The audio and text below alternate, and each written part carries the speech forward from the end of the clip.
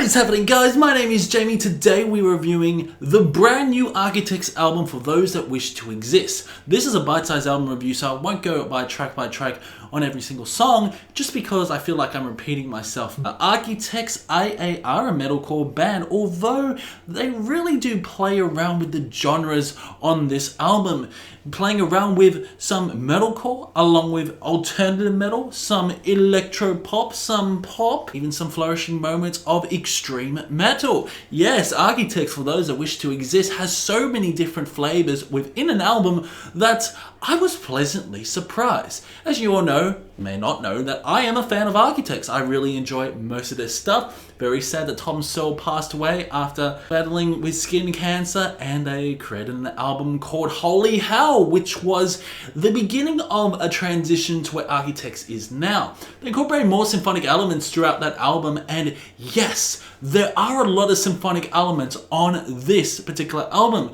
Very strong orchestral epic-like moments, very strong shoegazy moments as well. This is a very atmospheric album. Now, a lot of people I have seen on YouTube, such as the Metal Meltdown. Now, I understand his position on why he doesn't like this album, because he may feel it's a bit cheesy, but holy shit, this album took me by surprise big time, because I fucking love bands like I Prevail, Motionless in White. I really do enjoy the sort of alternative metal side of metal, and yeah, Architects have definitely changed their sound, but this sound is beautiful in tone. Don't get me wrong, there are some heavy moments on this, but the main product is watered down. But it doesn't matter if it's watered down, because it's still a solid album in my opinion.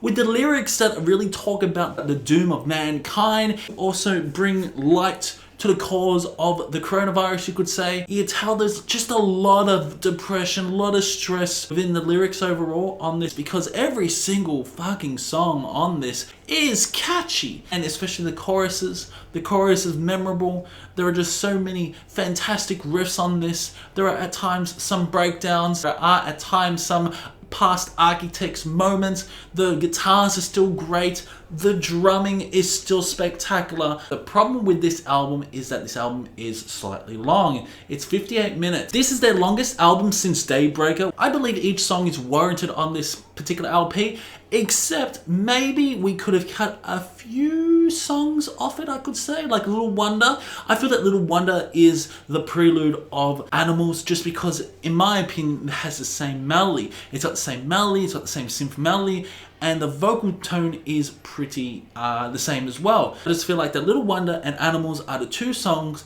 that really are a match made in heaven, because they do have the same melody, especially like Meteor and Dying is Absolutely Safe has also the same sort of atmosphere, has the same sort of orchestral moments, except Dying is Absolutely Safe is a lot softer. It's a beautiful ballad, but it's got that same sort of melody similar to Meteor. This album is a banger, especially with some heavy moments like Impermanence, with Winston from Parkway fucking Drive is on this. When Winston incorporates those deep guttural growls that we all love from Parkway Drive, and that leads on to that breakdown. It is so damn good. Yes, there are heavier songs like Impermanence and even Libertine, Goliath. Sam Carter's vocals are absolutely incredible in the conclusion. Incredible, he screams his heart out. I just love the overall guitar licks. The overall drumming. The drumming is spectacular on this. Now, let's talk about the production. The production on this album is good, it is, but the production may have been a little bit more improved, just because the overall drumming, the drum tone.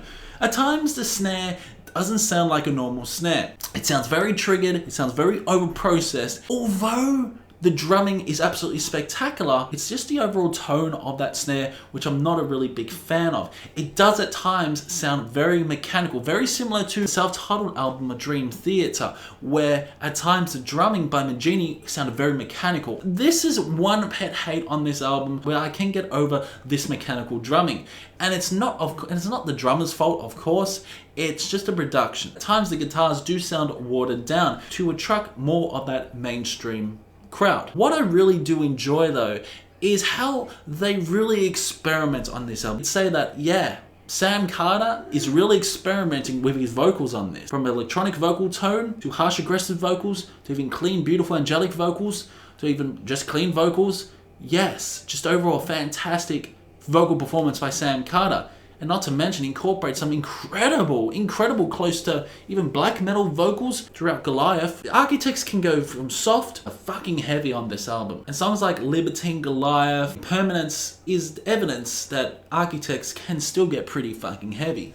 Although they may not be as technical as they were on other albums, such as Daybreaker and Holy Hell, Lost Forever, Lost Together. Damn, yes, this album does grow on you. It grows on you. You can't just listen to it 2 or 3 times. You gotta listen to it a few more times to really gravitate towards the album. And yeah, this is a really solid album by Architects. Probably in a few weeks I'll be writing an Architects album ranking because I really do enjoy the band. I have seen them live and they are solid. Sam Carter's vocals are absolutely fantastic.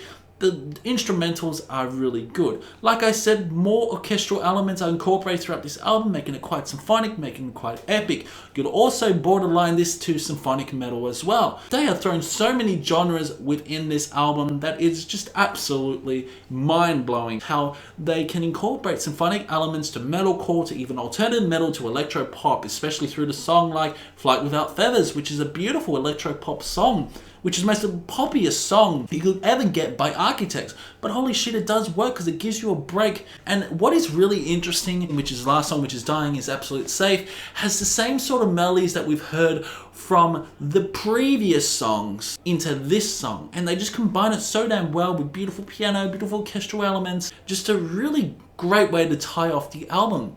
Probably my least favorite song is Black Lungs. Black Lungs I don't really like. I like Sam Carter's vocals, but I don't like that chorus. That chorus just seems missed out of place. It sounds very emo, that chorus, and I don't really enjoy Black Lungs.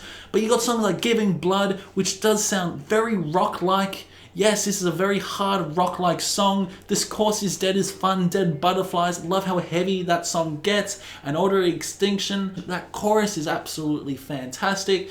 And like I said, Impermanence is such a really hard-hitting, the most heaviest songs alongside with Goliath and Meteor as well. But what a really good album. They explored different territory on this album. In my opinion, they have succeeded. So for Architects, for those that wish to exist, I'm going to give this a solid 8 out of 10. A very enjoyable album. This album does grow on you big time. It does grow on you big time. At first I was a little bit underwhelmed, but as repeated listens, I started to really enjoy it.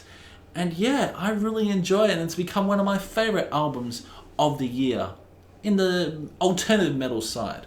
But yeah, comment below what you thought about this album review. Do you agree, disagree with my opinion? Drop a like, subscribe, and hit that notification bell, and I will see you in the next one.